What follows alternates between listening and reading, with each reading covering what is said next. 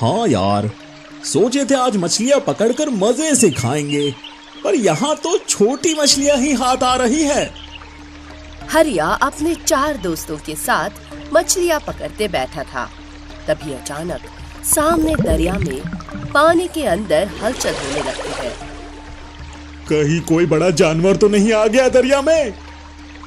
तभी हरिया पास में पड़ा एक नारियल उठाकर उसे दरिया के उस हिस्से में फेंक देता है जहां पानी हलचल कर रहा था। तभी अचानक पानी हिलना बंद हो जाता है। पांचों पानी को देख रहे थे। तभी उस पानी के अंदर से एक विशाल नारियल बाहर निकल कर आता है। इतना बड़ा नारियल कहां से आया? भागो! पांचों वहां से भागने लगते हैं। तभी वो नारियल दरिया के किनारे आकर खड़ा हो जाता है। वो ऊपर से खुला था और उसके अंदर काफी सारा पानी था।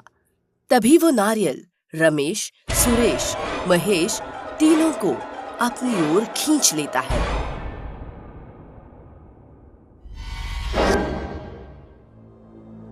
भाई मुझे बहुत डर लग रहा है, ये इतना बड़ा नारियल कहां से आ गया? तभी वो विशाल नारियल हरिया और अजित से कहता है। ये सुनकर हरिया और अजित दंग रह जाते हैं। तभी उस नारियल के अंदर से 3 छोटे बच्चे बाहर निकल आते हैं। ये तो सच में जादुई नारियल का स्विमिंग पूल है। हरिया भाई, चलो ना हम भी इस स्विमिंग पूल में जाकर नहाते हैं। चलो। अजित और हरिया गांव में चले जाते हैं। तभी वो 3 छोटे बच्चे गायब हो जाते हैं। तभी वो जादुई नारियल रमेश, सुरेश, महेश की लाश को खा लेता है। इधर हरिया और अजित पूरे गांव में उस जादुई नारियल की खबर फैला देते हैं। ये सुनकर एक बूढ़ा चमन कहता है, क्या बूढ़े से जवान बना रहा है? अरे मुझे भी जवान बनना है। कहाँ है वो जादुई नारियल स्विमिंग पूल? तभी गांव के सभी बच्चे, बूढ़े, जवान उस जादुई नारियल स्विमिंग पूल से अपनी उम्र कम करवाने के लिए उस दरिया के पास जाने लगते हैं। ये देखकर उस गांव का रक्षक काला चांद दंग रह जाता है, जो आसमान में घूम रहा था। ये गांव वाले कहाँ जा रहे हैं? ये काला चांद हमेशा गांव वालों की हर मुसीबत से रक्षा करता है। तभी वो गांव वालों के पास आता है। कहाँ जा रहे हो गांव वालों? क्या? पर ऐसा तो नहीं हो सकता। कोई किसी को बूढ़े से जवान नहीं बना सकता। देखो, तुम सब उस नारियल के पास मत जाओ, तुम्हारी जान को खतरा हो सकता है। हो सकता है वो नारियल कोई राक्षस हो। अरे अगर वो राक्षस होता तो रमेश, सुरेश, महेश को वो मार देता था। उन्हें बच्चा क्यों बनाता था वो? पर मेरी बात तो सुनो तुम। सारे गांव वाले वहां से जाने लगते हैं। गांव वालों रुक जाओ, मेरी बात तो सुनो। कोई काले चांद की एक नहीं सुन रहा था और सब वहां से चले जाते हैं। कहीं गांव वाले किसी बड़ी समस्या में ना फंस जाए। मुझे गांव वालों को रोकना होगा। काला चांद एक मामूली सा चांद है। इसके पास किसी भी तरह की कोई जादुई शक्तियां नहीं है। ये हमेशा गांव वालों को बस अपनी ताकत से बचाता है। तभी सारे गांव वाले उस विशाल नारियल स्विमिंग पूल के पास आते हैं। जादुई नारियल, क्या तुम मुझे बच्ची बना सकते हो?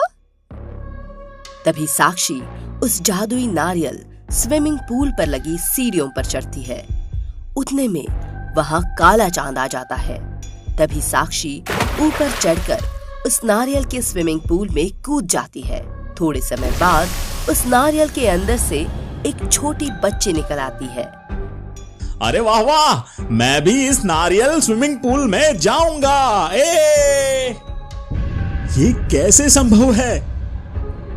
तभी सारे गांव वाले एक साथ उस सीढ़ी पर चढ़कर उस नारियल स्विमिंग पूल के ऊपर चढ़कर उसके अंदर पानी में कूद जाते हैं। तभी सारे गांव वाले उस स्विमिंग पूल में कूद जाते हैं। सारे गांव वाले तो इस नारियल स्विमिंग पूल में चले गए, और कोई बाहर क्यों नहीं आ रहा? तभी वो बच्ची अचानक से गायब हो जाती है।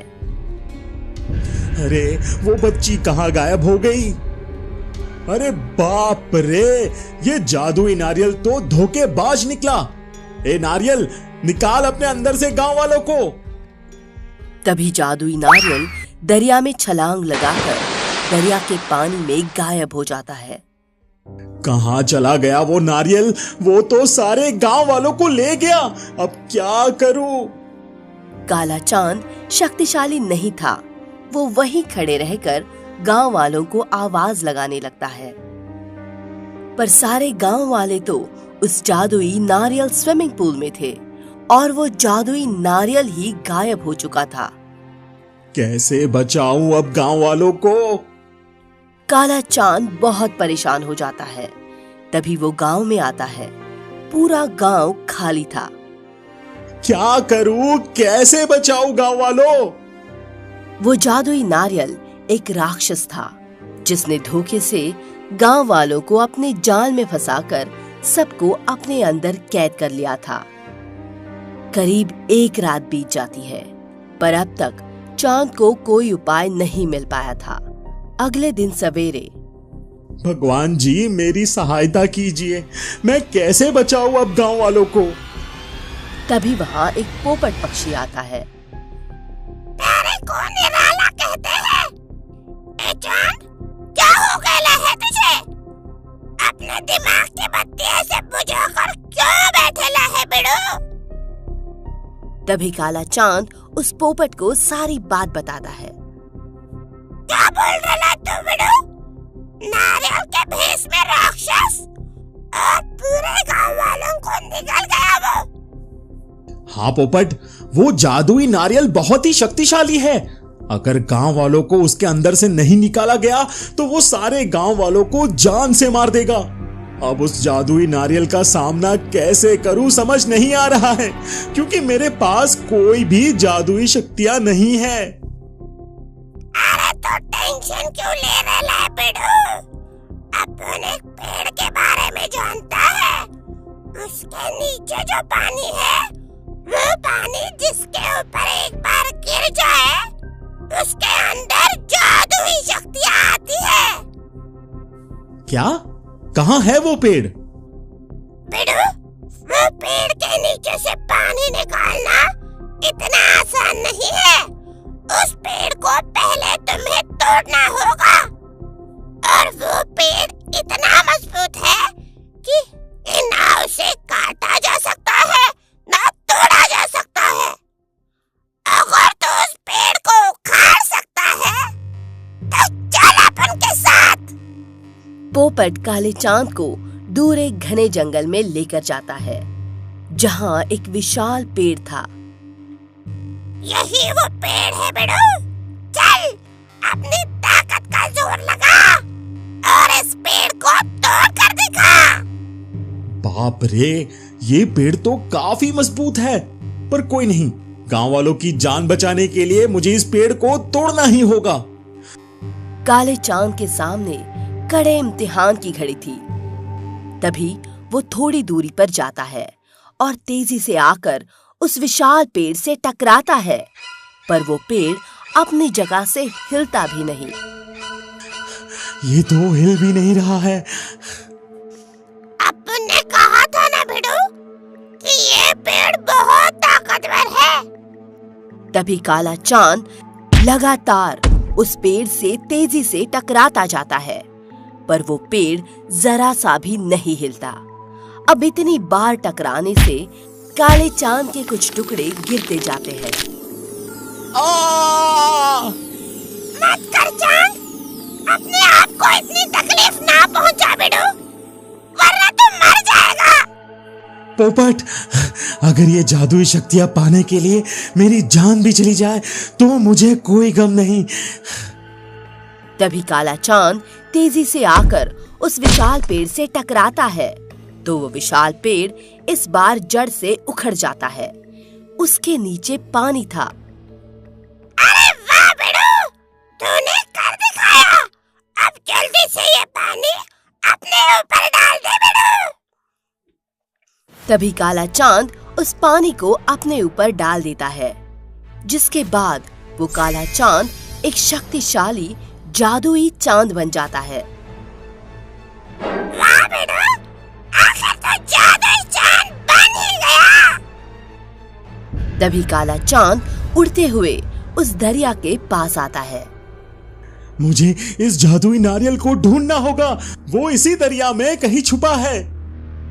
तभी काला चांद अपनी जादुई शक्ति से उस दरिया का सारा पानी सुखा देता है। तभी वो देखता है कि सामने एक खाई में वो जादुई नारियल बैठा था। तभी काला चांद उस जादुई नारियल के पास जाता है। राक्षस नारियल, चुपचाप सारे गांव वालों को बाहर निकाल, वरना मैं तेरा सर्वनाश कर दूंगा। तभी जादुई नारियल काले चांद पर वार करता है, तो उसका वार वापस उसी के ऊपर आकर लगता है। अब तू मेरा कुछ नहीं कर पाएगा राक्षस नारियल, सारे गांव वालों को बाहर निकाल, वरना मैं तुझे नष्ट कर दूंगा। नहीं नहीं, गांव वालों को कुछ मत करना नारियल। नहीं नहीं, तुम किसी को नहीं मारोगे नारियल। क्या करूं, अगर मैं इस नारियल को अपनी जादुई शक्तियां दे दूंगा तो ये बहुत शक्तिशाली हो जाएगा, और अगर नहीं दूंगा तो ये गांव वालों को मार देगा। तभी काला चांद अपनी शक्तियां उस जादुई नारियल को देने लगता है। थोड़े समय बाद काला चांद सारी शक्तियां उस नारियल को दे देता है। तभी अचानक नारियल टूटने लगता है और उसके अंदर का पानी गिरने लगता है। तुझे क्या लगा नारियल कि मैं तुझे अपनी जादुई शक्तियां दे रहा था?